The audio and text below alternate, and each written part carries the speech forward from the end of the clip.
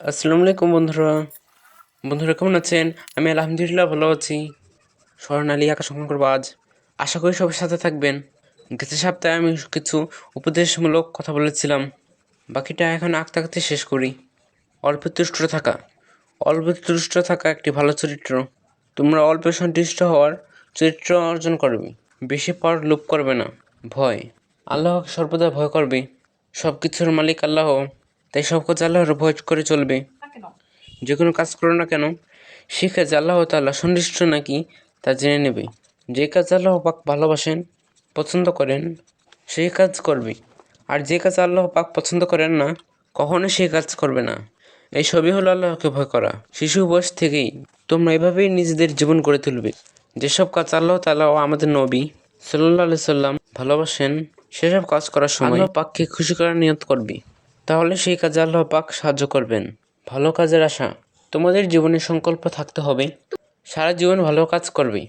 ভালো কাজ করার সময় আল্লাহ পাকের নিকট দোয়া করবে, তিনি যেন এই কাজ সফল করে দেন। সম্মানিত ব্যক্তিদের সম্মান করা, তোমরা সবসময় মর্যাদা ব্যক্তিদের সম্মান করবে। কখনো তাদের সাথে উচ্চস্বরে কথা বলবে না। পরোপকার, সর্বদা মানুষের উপকার করবে। কখনো কারো ক্ষতি করবে না। মানুষ ও অন্যান্য জীবের প্রতি দয়া করবে। কারোর উপর আঘাত করবে না।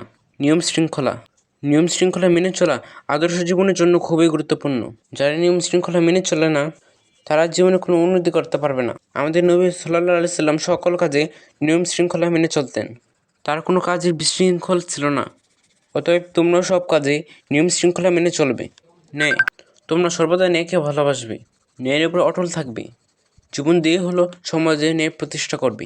দান খয়রাত, তোমরা দান খয়রাত করবে। ভিক্ষুককে খালি হাতে ফিরে দিবে না। তাদের কখনো তিরস্কার বা ধমক দিবে না। দিতে না পারলে তার জন্য দোয়া করবে। আল্লাহ তোমার অভাব দূর করে দিন। ক্ষমা করো, কিছু দিতে পারবো না।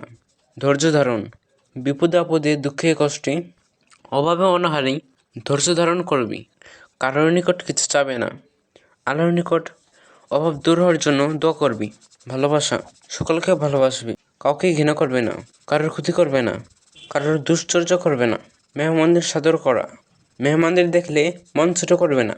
বড় মন বড় রাখবে। মেহমানদের সমাদর করবে। বসতে দেবে। আপ্যায়ন করবে। আত্মীয় স্বজনদের 3 দিন পর্যন্ত যত্ন সহকারে খাওয়াবে। একদিন উত্তম খাবারের ব্যবস্থা করবে। এতিমদের যত্ন করা, এতিমদের ভালোবাসবে, যত্ন করবে। ছোট হলে মাথায় হাত বুলাবে, তাদের খোঁজ খবর নেবে। দরিদ্র হলে সাহায্য করবে। শুকর করা, কেউ তোমাকে উপকার করলে তার শুকর আদায় করবে। ছোটদের স্নেহ করবি। কখনো রাগ করবে না। তাদেরকে ধমক দিবে না, বরং ভালোবাসবি। ছোটরা যা বলবে তা হজম করে নেবে। স্নেহ হইতে বুঝিয়ে দিবে, তবে কখনো তাদের সাথে মিথ্যা কথা বলবে না। তাদের ধোঁকা দেবে না। কাউকে কষ্ট না দেওয়া, কাউকে কষ্ট দেবে না। কারোর মনে আঘাত দেবে না। এমনকি জীবজন্তু পশু পাখি কাউকে কষ্ট দেবে না।